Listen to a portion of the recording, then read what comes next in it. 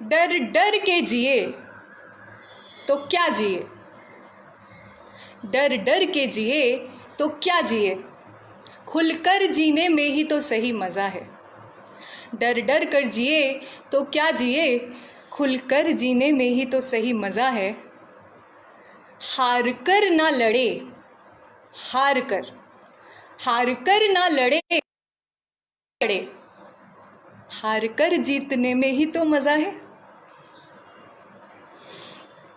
Exactly हमें अपने डर से ऊपर बढ़कर, ऊपर उठकर कुछ पाना है, कुछ ज़िद दिखानी है, कुछ अपने लिए, कुछ अपने साथ रहने वालों के लिए, कुछ अपने इन्वायरमेंट के लिए संकल्पित होना है और हर उस डर को, हर उस चिंता को अपने दिमाग से निकाल फेंकना है जो हमें कहीं ना कहीं खोखला करती है।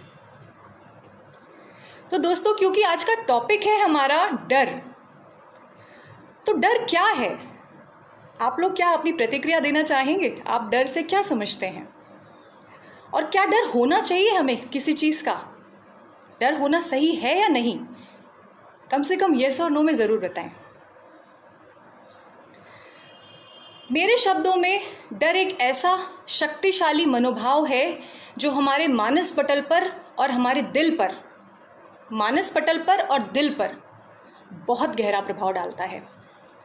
A fear is a natural response to a threat that can either be perceived or real. हमें नहीं पता कि जिस बात का हम डर कर रहे हैं क्या वो डर जायज़ भी है या नहीं। आप लोगों की प्रतिक्रियाएं मुझे बहुत बहुत फ्यूल दे रही हैं। जैसा कि अश्मीत मैम भी हमारे साथ जुड़ चुकी हैं, तो मैं एक क्षण के लिए यहाँ पर रुकूंगी। आज उनका जन्मदिन है, तो प्लीज़ मेरी तरफ से सब लोग उनको जन्मदिन की बहुत बहुत शुभेच्छा दीजिए, जिससे उनका आने वाला जीवन बहुत ही ज़्यादा कल्याणकारी और बहुत ही ज़्यादा आनंदमयी हो। आई होप आपकी विशेज़ उन तक पहुँचेंगी, मे बी कमेंट्स के माध्यम से। तो जब हम डर की बात कर रहे हैं, it's a natural response to a threat that can either be perceived or real. ये सही भी हो सकता है, नहीं भी हो सकता है। अब हमें ये देखना है कि क्या डरना सही है। उदय जी कहते हैं कुछ हद तक डर सही है। Okay, very nice. कुछ और प्रतिक्रियाएं अगर आप लोगों से मिलेंगी तो बातचीत के सिलसिले को आगे बढ़ाने में और भी मज़ा आएगा। तो दोस्तों, डर होना ज़रूरी है। मान लीजिए आप किसी एग्ज़ाम में जा रहे हैं और उस एग्ज़ाम की आपने तैयारी की है, और उस तैयारी के बीच में ऐसी चीज़ें हैं जो आपको लगता है कि ये हम तैयार नहीं कर पाए, ये हमसे नहीं हो पाया, और आपका दिमाग डर के मारे घबराया जा रहा है कि कहीं ऐसा ना हो जो मैंने तैयार नहीं किया वही एग्ज़ाम में ना आ जाए, कहीं मैं फेल ना हो जाऊँ। आपकी कोई ट्रेन है, आपको कहीं जाना है, आपको उस ट्रेन को पकड़ने के लिए अगर आपके मन में डर नहीं होगा तो आप टाइम से तैयार होकर नहीं जाएंगे और अपनी ट्रेन मिस कर देंगे, अपना नुकसान कर लेंगे। इसलिए डर होना तो बहुत ही जायज़ है। अब बात उठती है कि डर कैसा हो और कितना हो। मान लीजिए दोस्तों, एक एग्जाम्पल से इसको समझते हैं। एक लड़का किसी लड़की को प्रपोज करने जा रहा है, या मान लीजिए एक लड़की किसी लड़के को प्रपोज करने जा रही है। अब दिमाग में बहुत सारी चीज़ें हैं कि मैं अपनी बात रखने जा रहा हूँ या रखने जा रही हूँ, कहीं अगला मुझे रिजेक्ट ना कर दे। Fear of rejection. सो ये जो फियर ऑफ फेलियर है या फियर ऑफ रिजेक्शन है, ये हमें कई बार अटेम्प्ट देने से भी रोकता है। मैंने एक फ़नी सा एग्जाम्पल इसलिए लिया है क्योंकि कहीं ना कहीं, कभी ना कभी उम्र के किसी न किसी पड़ाव में आपने भी ये ज़रूर किया होगा और आप मन ही मन मुस्कुरा ज़रूर रहे होंगे, राइट। तो जब आप एक रिजेक्शन के साथ जाते हैं, तो आप रिजेक्शन के डर के साथ जाते हैं, तो आप बहुत तैयारी करके जाते हैं।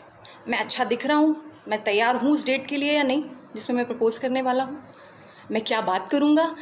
The more preparation you do, the better chances of overcoming that fear. इसको हम और अच्छे से समझने की कोशिश करेंगे। किसी भी सिनेरियो में fear of failure can actually lead you to two things. जब आपको असफलता का डर होगा ना दोस्तों, तो उसमें दो चीज़ें हो सकती हैं।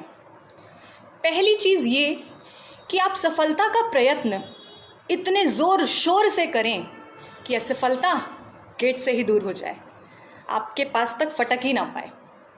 सफलता का प्रयास इतने मन से आप करें कि असफलता आपके दरवाजे के बाहर से ही चली जाए। पहला रिस्पॉन्स। दूसरा रिस्पॉन्स, अगर आपने असफलता के डर को अपने मन मस्तिष्क पर हावी होने दिया और इतना घर कर ले गया कि मैं तो ये पब्लिक स्पीकिंग कर ही नहीं पाऊंगा, मुझे बोला गया है कि आज के इवेंट में मुझे होस्ट करना है, मुझसे तो नहीं हो पाएगा, मैं तो लोगों को देख के ही घबरा जाता हूँ। तो ये जो सिनेरियो होगा जिसमें आपने एफर्ट करने से पहले ही गिव अप कर दिया दोस्तों, तो आप वहीं के वहीं खड़े रह जाएंगे और जो दूसरे हैं वो आपके ऊपर हंस देंगे और आपका कॉन्फिडेंस, आपका मोरल और कम कर देंगे।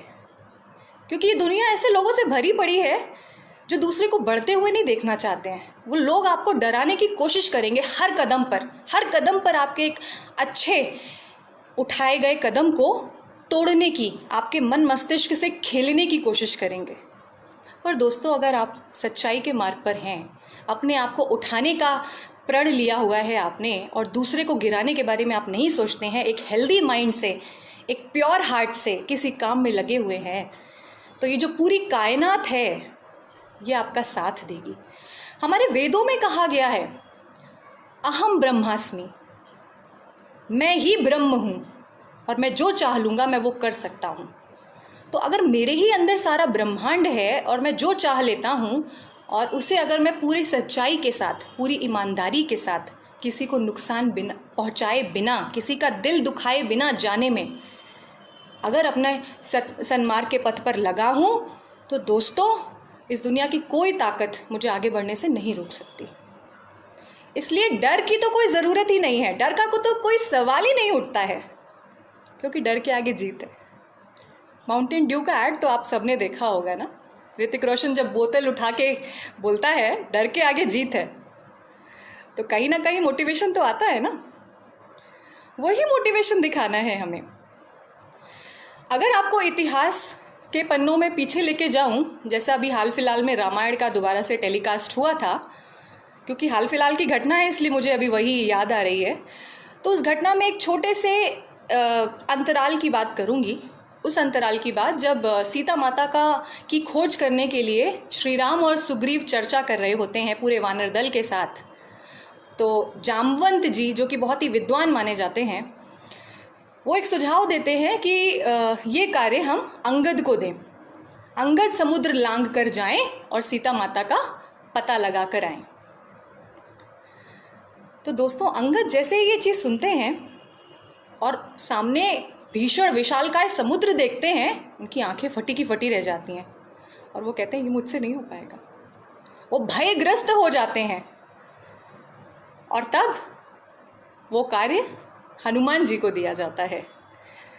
दोस्तों, अगर आप बहुत ध्यान से इस घटना को ऑब्जर्व करें, अगर इतिहास में अंगद सीता माता का पता लगाने गए होते तो हो सकता है आज हम कलयुग में हनुमान चालीसा की जगह अंगद चालीसा पढ़ रहे होते, क्योंकि अंगद में भी वो सभी शक्तियाँ थीं, वो सभी शक्तियाँ विद्यमान थीं कि वो एक समुद्र को भी लांघ सकें। असीमित शक्तियाँ थीं उनके पास, लेकिन उन्हें उसका बोध नहीं था, उन्हें डर लग गया, उन्होंने एक रूपरेखा नहीं तैयार की, एक प्लानिंग नहीं करी और गिव अप कर दिया, सरेंडर कर दिया।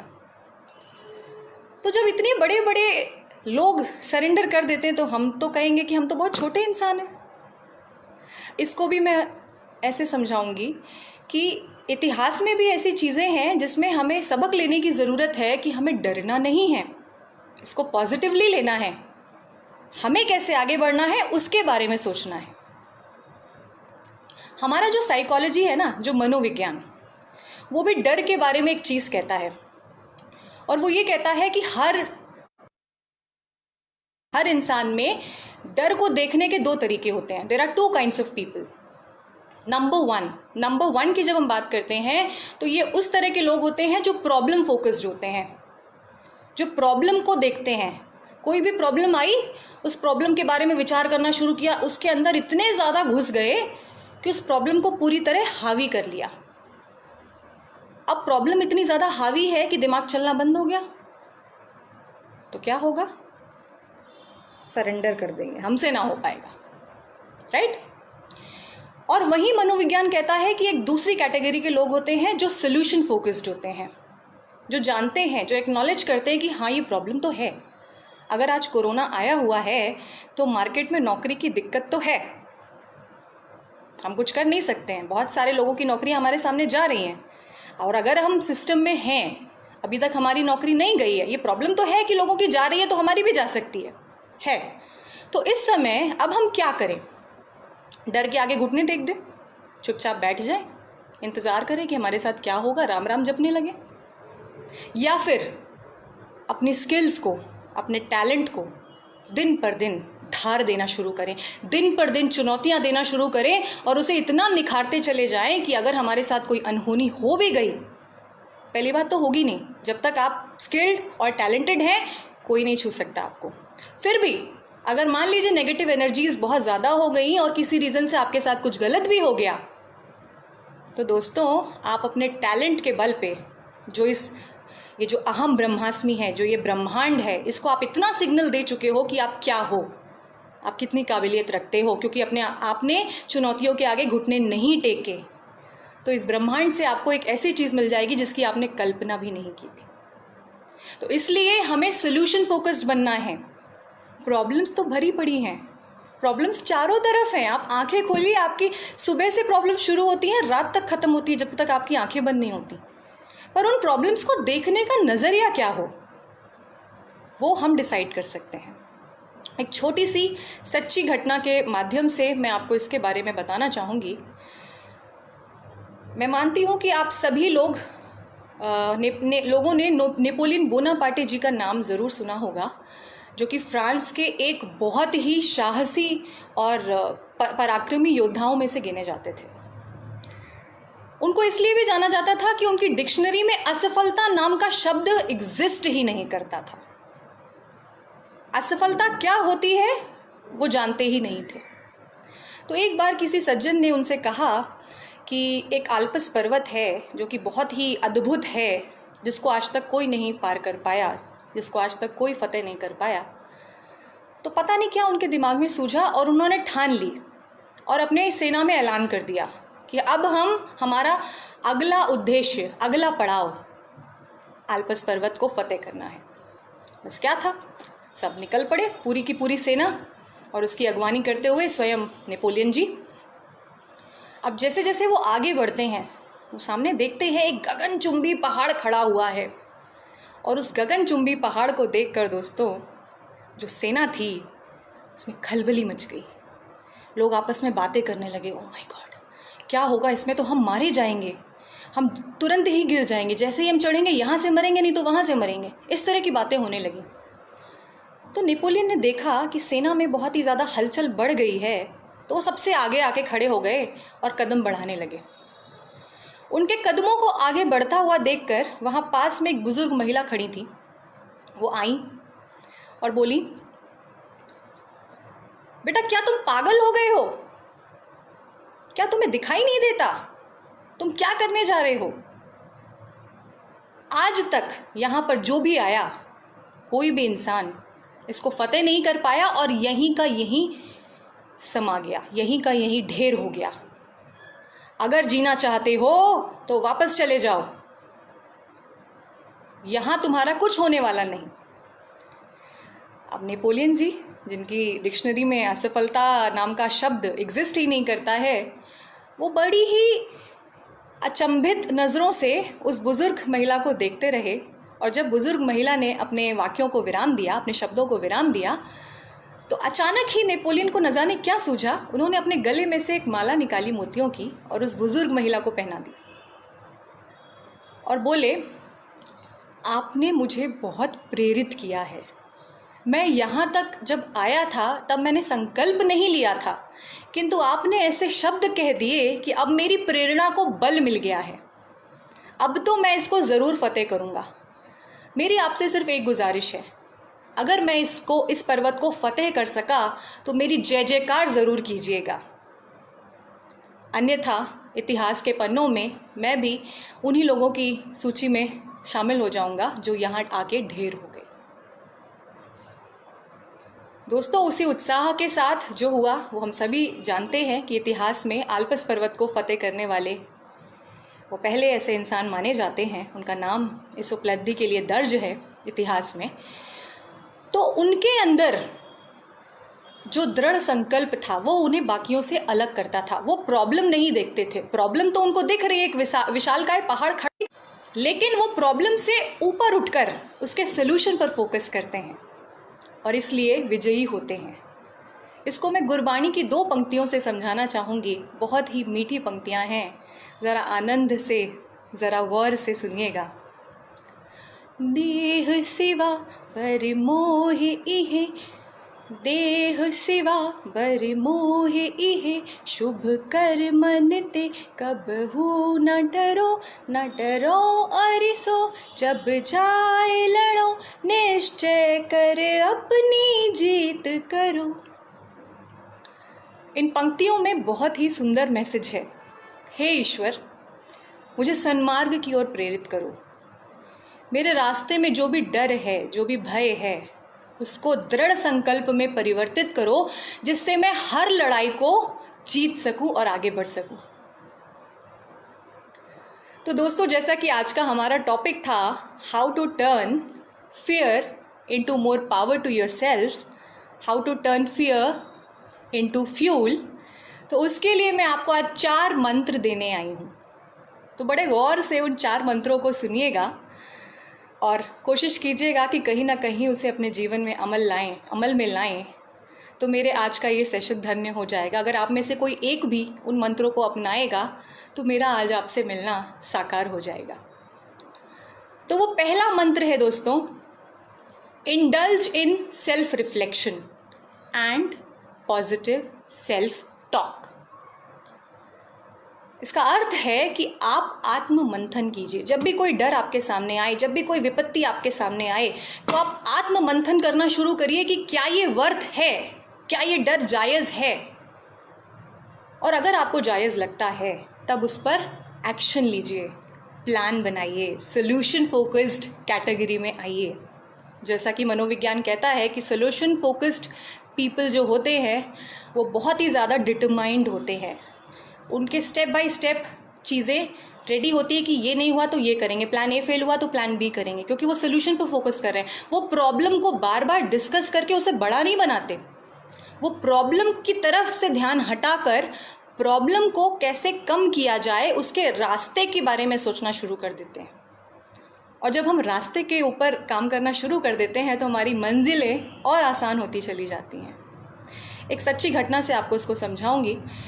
एक बार झारखंड के एक छोटे से गांव में एक प्राथमिक विद्यालय में एक शिक्षिका थी। अभी हाल फिलहाल की एक घटना है। तो वो प्राथमिक विद्यालय की शिक्षिका अपना काम कर रही थी कि अचानक वहाँ पर जिला प्रमुख जो डिस्ट्रिक्ट मजिस्ट्रेट थे किसी रीज़न से अचानक इंस्पेक्शन करने पहुँचते हैं। अब वो इंस्पेक्शन करने जो महोदय पहुंचते हैं वो किसी वजह से थोड़े गुस्से में होते हैं, थोड़े नाराज़ होते हैं। तो वो उल्टे सीधे सवाल करना शुरू कर देते हैं उस टीचर से। वो जब तक उनके काम के सवाल होते हैं तब तक तो वो जवाब देती रहती हैं। फिर उनको भी गुस्सा आ जाता है। फिर वो गुस्से में ये कहती हैं कि आप ये सवाल मैनेजमेंट से पूछिए ना, जो यहाँ के मैनेजर हैं, स्कूल के जो प्रबंधक हैं, उनसे बात करिए, आप मुझसे क्यों पूछ रहे हैं। तो दोस्तों, वो जो डिस्ट्रिक्ट मजिस्ट्रेट थे वो गुस्से में उनसे कहते हैं, तू कहीं की कलेक्टर है क्या? ऐसे बात करते हैं, कहीं की कलेक्टर है जो इतना उड़ रही है। ये जो 2 लाइंस होती हैं ये उस स्कूल शिक्षिका के मानस पटल पर इतना गहरा प्रभाव डालती है दोस्तों कि वो 1 हफ्ते तक सो नहीं पाती हैं। 1 हफ्ते तक उनकी नींदें उड़ जाती हैं और वो दृढ़ संकल्प करती हैं कि मुझे अब कलेक्टर ही बनना है, मुझे IAS ही बनना है। और दोस्तों, वो 4-4.5 साल की मेहनत के बाद IAS क्लियर करती हैं। और ये क्लियर करने के बाद उनकी सक्सेस स्टोरी उनके एक इंटरव्यू के माध्यम से जब न्यूज़ में आती है तब मैं पढ़ती हूँ और आज आपको सुना पा रही हूँ। तो जो पहला स्टेप है कि मुझे IAS बनना है, ये दृढ़ संकल्प अपने डर से ऊपर बढ़कर, उनको डर था, जो उनको कहा गया वो उनके ऊपर इतना भय उनके ऊपर आ गया कि आज इस आदमी ने मेरे सेल्फ एस्टीम को झकझोरा है, कल को कोई और आके झकझोरेगा, तो मैं किसी को ये इजाज़त नहीं दे सकती। मैं अभिमान के साथ अपना काम करती हूँ और अपनी सेल्फ एस्टीम, अपनी इज्जत के साथ अपने काम में 100% देती हूँ। तो कोई भी आके मुझसे इस लहजे में बात नहीं कर सकता, अपने पद का गलत उपयोग नहीं कर सकता। तो वो जो इंसिडेंट था वो उनको मजबूर करता है, मजबूर भी नहीं, उनको फ्यूल देता है, वो ईंधन देता है कि वो लाइफ में कुछ बड़ा डिसाइड कर पाएँ और अचीव कर पाएँ। तो हमें आत्म मंथन करते रहना है और ये पता करना है कि कोई भी डर क्या वो वर्दी है या नहीं। और पॉजिटिव सेल्फ टॉक कैसे करें दोस्तों, ये बहुत ज़रूरी है। आप एक बंद कमरे में एक शीशे के सामने खुद से कहिए, खुद से दिन में 3 बार कहिए, मैं कॉन्फिडेंट हूँ अपनी हर प्रॉब्लम को, अपने हर चैलेंज को अकेले निपटाने के लिए, अकेले सुलझाने के लिए। मैं कुछ भी कर सकता हूँ, मेरे अंदर वो सारी ताकत है कि मैं इस दुनिया में हर परिस्थिति को बदल सकूं। ये कोरोना क्या चीज़ है, इससे भी लड़कर आगे बढ़ सकूं। ये आसपास जो नेगेटिविटी फैली है, इससे भी लड़ सकूं और दुनिया में हर चीज़ को फतेह कर सकूं, जो कि वर्दी है। तो पहला मंत्र था हमारा indulge in self reflection and positive self talk. दूसरा मंत्र है दोस्तों, वे योर प्रॉब्लम्स। आप अपनी प्रॉब्लम्स को मेजर करना शुरू करिए कि वो प्रॉब्लम्स कितनी वर्थ है, उसके प्रॉज क्या है, उसके कॉन्स क्या हैं। अगर मैं उस प्रॉब्लम को एक्सेप्ट करता हूँ एक चैलेंज की तरह, उस पर काम करना शुरू करता हूँ, तो क्या बेनिफिट्स होंगे, और अगर मैं उसको इग्नोर कर देता हूँ तो उसके क्या रिपरकशंस होंगे। 2 लिस्ट बनाइए, प्रॉज की और कॉन्स की। और अगर आपकी लिस्ट में प्रॉज में ज़्यादा नंबर हों तो दोस्तों उसमें आपको आगे बढ़ना है, उसमें सोल्यूशन फोकस्ड होना है। इस तरह आप निर्धारित कर सकते हैं कि क्या उस समस्या को जड़ से ख़त्म करना है या उसको जाने देना है। ये था दूसरा मंत्र। हमारा तीसरा मंत्र है दोस्तों, एक्ट करना। गीता में भी कहा गया है, कर्मण्येवाधिकारस्ते मा फलेषु कदाचन माँ कर्म फल हेतुर्भूमा ते संगोस्त्व कर्मणि। ये बहुत ही पॉपुलर दोहा है और मेरे जहन में हमेशा ही रहता है। ये हर रोज़ मैं इसको याद करती हूँ, इसलिए शायद मेरे कई सेशंस में ये बार बार आता है, क्योंकि मैं कर्मा में बहुत विश्वास रखती हूँ। अगर आप कर्म करते जाएंगे तो वो ऊपर वाला बैठा है, वो अहम ब्रह्मास्मि, जो आप ब्रह्मांड को मैसेज दे रहे हैं, जो आप ब्रह्मांड से पॉजिटिव एनर्जी को जो कि आपके अंदर भरी हुई है उसको चैनलाइज करने का सिग्नल दे रहे हैं। तो जितने ज़्यादा वेवलेंथ पे आप वो सिग्नल देंगे, उतना ज़्यादा आप सफलता के क्लोज पहुँचेंगे। और उस मार्ग में, उस एनर्जी को चैनलाइज करने के मार्ग में जो दूसरी विपरीत ताकतें हैं, जो आपको रोकना चाहती हैं, जो आपके मार्ग में बाधा बनना चाहती हैं, वो खुद ब खुद छोटी होती चली जाएंगी और किनारे हो जाएंगी। आपको तोड़ने की कोशिश बहुत करेंगी वो विपरीत ताकतें, लेकिन आपको उन पर ध्यान नहीं देना है, क्योंकि आपका फोकस किसी को काटना नहीं है, आपका फोकस है खुद को बढ़ाना, ग्रो करना। आप एक पॉजिटिव नोशन के साथ, एक हेल्दी माइंड के साथ कुछ कर रहे हैं, तो आपको बिना डरे अपने कर्म में लगे रहना है। अब हमारा चौथा और आखिरी पॉइंट, आखिरी मंत्र हम जिसको कहते हैं, वो है सेलिब्रेट। जब आप एक सोल्यूशन पर फोकस कर रहे हैं किसी भी समस्या में, तो आपको अपने छोटे छोटे पड़ावों को सेलिब्रेट करना है। और किन लोगों के साथ सेलिब्रेट करना है? उन पॉजिटिव लोगों के साथ जो आपकी खुशी में रियली खुश होते हैं, जो दिल से आपके साथ जुड़े हुए हैं, दिखावे के लिए नहीं। आपकी फ़ोन बुक लिस्ट को आप कभी भी उठा के देखिए, आपकी कॉन्टैक्ट लिस्ट भरी पड़ी होगी, आप जिनको अपना दोस्त कहते हैं, पर आप मुझे ये बताइए ज़रा आत्ममंथन करके उस कॉन्टैक्ट लिस्ट में से आप कितने लोगों को याद करेंगे जब आप किसी भी मुसीबत में पड़ेंगे। मान लीजिए आपका अचानक से एक्सीडेंट हो जाता है, आप पहला फ़ोन किसको करेंगे? या कितने लोगों को ऐसी समस्या में आप फ़ोन करना पसंद करेंगे, सही समझेंगे? आपको उत्तर अपने आप मिल जाएगा। तो जब आप किसी परेशानी में जितने लोगों को याद कर सकते हैं, ये वही लोग हैं जिनके साथ आप अपनी खुशियाँ बांट सकते हैं।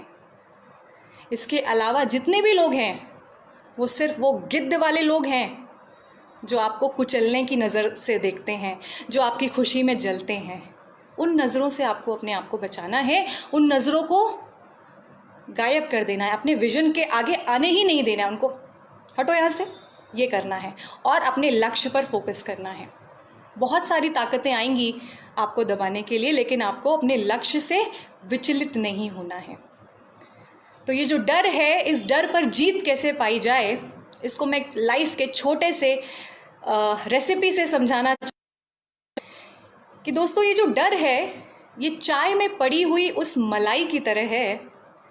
बड़ा गौर फरमाइएगा, ये डर चाय में पड़ी हुई वो मलाई है जैसे अगर आपने फूंक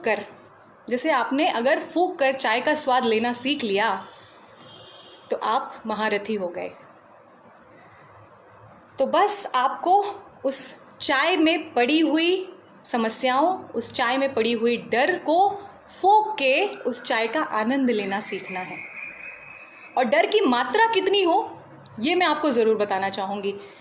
जब हम कोई खाना बनाते हैं ना दोस्तों, तो जो डर है ये खाने में नमक की तरह है। अगर नमक थोड़ा ज़्यादा हो गया, डर थोड़ा ज़्यादा हो गया, तो आप गिव अप कर देंगे, खाना पूरा बर्बाद हो जाएगा। और अगर उसकी संतुलित मात्रा रही तो क्या लाजवाब स्वाद आएगा।